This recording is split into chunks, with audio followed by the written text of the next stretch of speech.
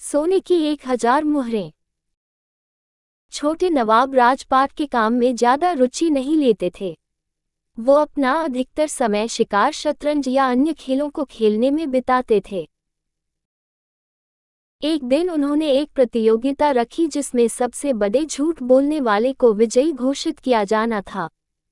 जीतने वाले को सोने की 1000 मुहरें भी मिलनी थीं। कई झूठ बोलने में माहिर लोग इनाम जीतने के लिए सामने आए। एक ने कहा, सरकार, मैंने भैंसों से भी बड़ी चींटियां देखी हैं जो एक बार में 40 सेर दूध देती हैं। क्यों नहीं? छोटे नवाब ने कहा, ये संभव है सरकार। हर रात मैं चंद्रमा तक उड़ते हुए जाता हूँ और सुबह होने से पहले ही उड़कर वापस आ जाता हूँ। एक अन्य झूठ बोलने वाले ने डींग हाँकी। हो सकता है, छोटे नवाब ने कहा, हो सकता है तुम्हारे पास कोई रहस्यमयी ताकत हो। सरकार, एक तो निकले मोटे आदमी ने कहा, जब से मैंने एक तरबूज के कुछ बीज निगले हैं तब से मेरे पेट में छोटे छोटे तरबूज पैदा हो रहे हैं। जब कोई तरबूज पक जाता है तो वो फूट जाता है और उससे मुझे अपना भोजन मिल जाता है। अब मुझे और कुछ खाने की जरूरत ही नहीं पड़ती है। तुमने किसी ताकतवर तरबूज के बीज निगल लिए होंगे, छोटे नवाब ने बिना पलके झपके कहा। सरकार, क्या मुझे भी बोलने की इजाजत है? शेख चिल्ली ने पूछा। जरूर, छोटे नवाब ने ताना कसते हुए कहा। तुमसे हम किन प्रतिभाशाली शब्दों की उम्मीद करें? सरकार, शेख चिल्ली ने जोर से कहा, आप इस पूरे राज्य के सबसे बड़े बेवकूफ आदमी हैं।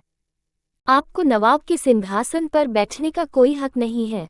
पूरी राजसभा में सन्नाटा छा गया। तब छोटे नवाब चिल्लाए, पहरेदारों, इस नाचीज को गिरफ्तार कर लो। शेख चिल्ली को पकड़ा गया और खींच कर लाया गया। निकम्मे बेशरम! छोटे नवाब का गुस्सा उबल कर बाहर निकला, तुम्हारी यह जुर्रत कैसे हुई? अगर तुमने इसी वक्त हमारे पैरों में गिरकर माफी नहीं मांगी तो तुम्हारा सिर धड़ से अलग कर दिया जाएगा। पर सरकार, शेख चिल्ली ने विरोध जताते हुए कहा, आपने ही तो कहा था कि आप दुनिया का सबसे बड़ा झूठ सुनना चाहते हैं। फिर वो निष्कपट भाव से छोटे नवाब को देखने लगा। जो कुछ मैंने कहा उससे बड़ा क्या और कोई झूठ हो सकता है? छोटे नवाब को समझ में नहीं आया कि क्या करें। क्या शेख चिल्ली अब झूठ बोल रहा है या वो पहले झूठ बोल रहा था? शेख चिल्ली उतना बड़ा बेवकूफ नहीं था जितना छोटे नवाब उसे समझते थे। छोटे नवाब धीमे से हंसे और उन्होंने कहा, शाबाश, तुम इनाम जीते। सब लोगों ने शेख चिल्ली की अक्ल को सराहा। वो शान से 1000 सोने की मुहरें लेकर घर गया। छोटे नवाब चाहे थोड़े बेवकूफ हों परंतु वो हैं दिलदार, शेख ने सोचा।